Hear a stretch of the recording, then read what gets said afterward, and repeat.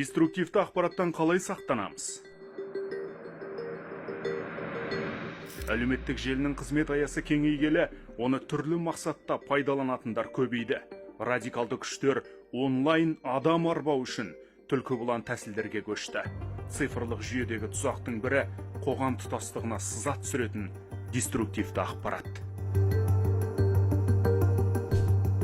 Деструктивті ақпарат шындыққа жанаспайды, зұлымдықты дәріптейді, қылмыс жасауды үйретеді, манипуляция құралы.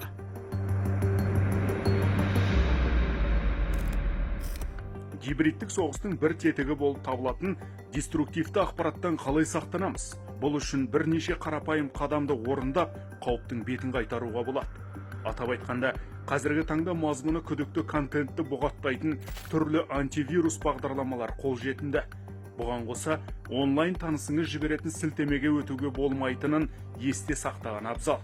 Көбінесе деструктивті күштердің сілтемелерінде шұғыл бас, тез арада кір деген секілді адамды өзіне шақыратын ерекшеліктері болады. Бастысы медиа сауатыңызды арттырып, кез келген деректі factcheck.kz жүйесі арқылы тексеріп анықтаңыз. Әлеуметтік желіде немесе сайттарда кезіккен ақпараттың шынайылығын анықтаудың бір жолы бірнеше ақпарат көзінен тексеру. Егер ол тек бір жерде ғана шыққан дерек болса, оған сенуге асықпаған абзал.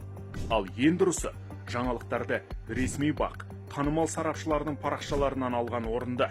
Анонимді аккаунттардан барынша аулақ болу керек.